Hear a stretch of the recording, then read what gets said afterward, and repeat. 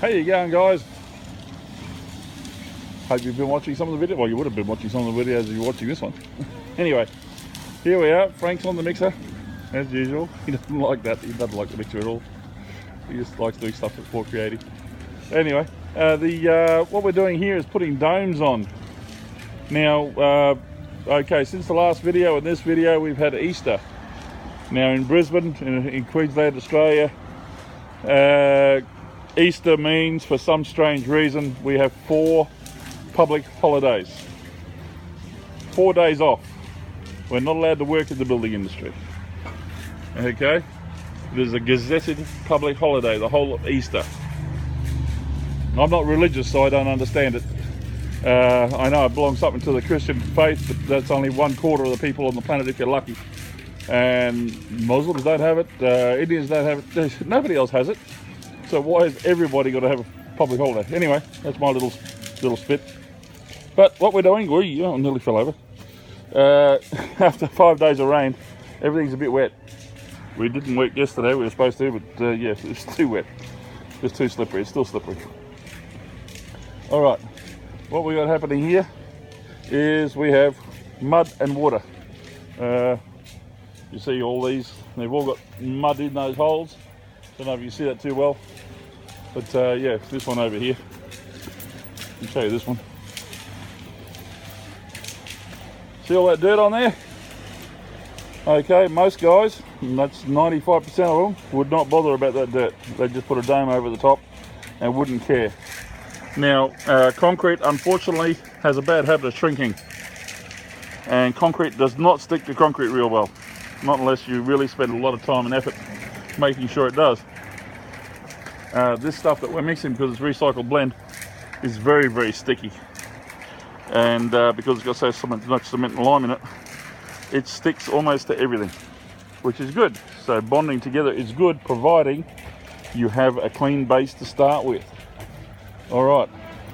Now, as I promised Anthony, I'd be using the pressure cleaner. Okay.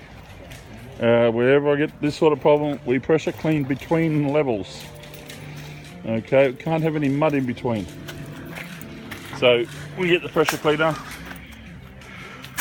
and see all that dirt? It's clean underneath. I've got all the mud off. I've spent the time to loosen all the mud to get the mud off. Okay. Now once Frankie's got a mix together, I will loosen that again before I put the cement down. So I'll actually spray that mud away, the dirty water away, so he can put clean cement down on top of that. So that's what we've done on that one, and I've done on every one, because there's too much mud. I've got to get the mud out of the way. It's got to be clean. All right. So for all those handymen and amateurs, anybody who's doing this sort of thing or wants to play with this sort of thing, okay, very important. Clean concrete. Cement's got to go down on clean concrete. It won't stick, no chance. Okay. And if it's smooth concrete, if it's been done with a float, you've got to rough it up. Okay, get into it with a hammer. Rough it up. Give this concrete, the cement, something to bond to. Especially if it's steel floated or mag floated. It's got to be roughed up. Yeah, it won't stick otherwise. Not unless you're using some sort of glue in between. And even then, doubtful. Okay, so you've got to rough it up. Also, something that needs to be done, especially on steel posts, because they're the ones that are the real problem. I'll just go grab my hammer. My little toolbox over here. Okay. See, I've hit that with a mag float. Steel float makes it just too moist. A mag float, little mag float, that little float there, it's a magnesium float. I use a timber float to start with. So I've got there. Now before I float it, I will tap and vibrate the posts. What that does, if you see around the post there, see all that stuff? Okay.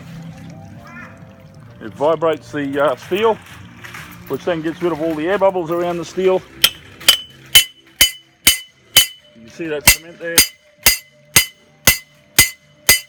slowly sinking around the steel post. Okay, a bit of a vibrate does wonders. Gets all the air bubbles out, gets all the rocks sitting down better.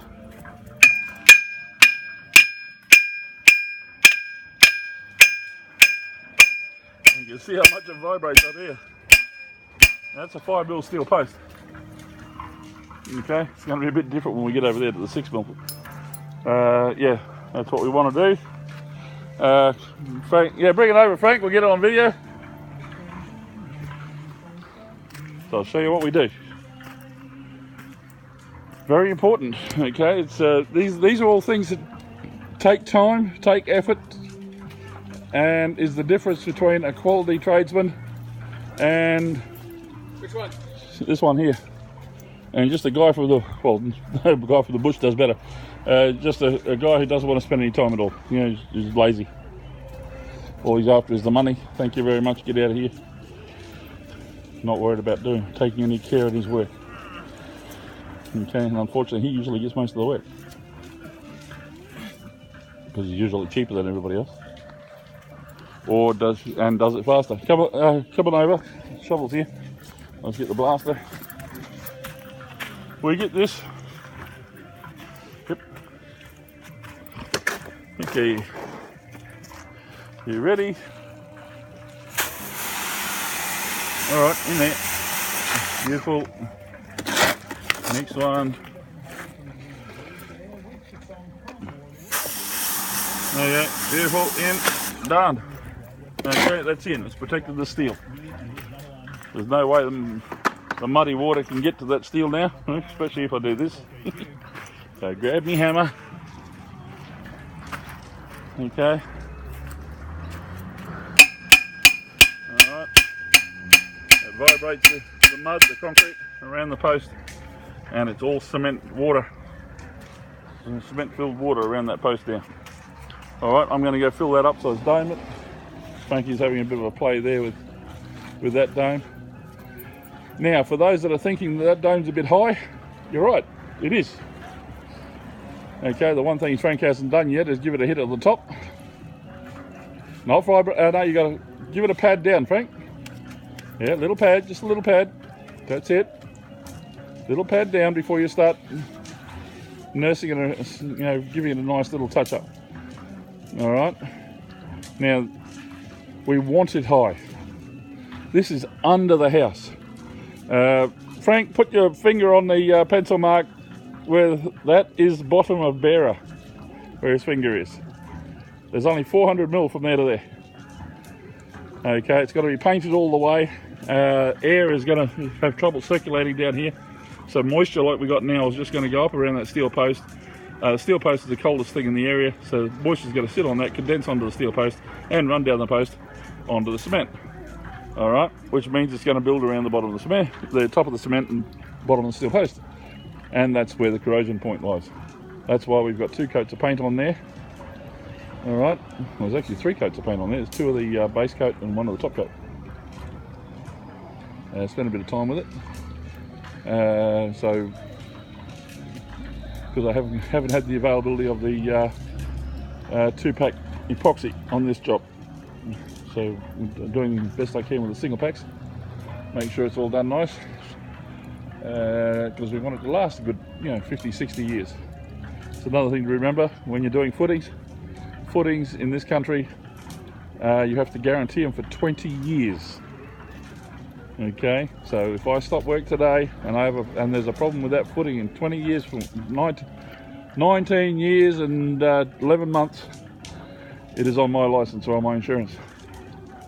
Okay, 20 years is the regulation for footings. Now I guarantee 95% of the people in the building industry don't know that. Okay, 20 years. So remember that when you're doing footings, 20 years you have to guarantee it for, not 6. That's for structural, for timber, for upstairs. That's not downstairs in the ground. Okay, guys, this video is getting a bit long, so I'll do another one in a little while. And we'll catch you again soon. Hope that was helpful. Please, you know that little button at the bottom that says like? You hit that for me, will you? Be much appreciated.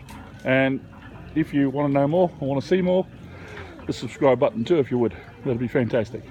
Thanks guys, talk to you again soon. See yas.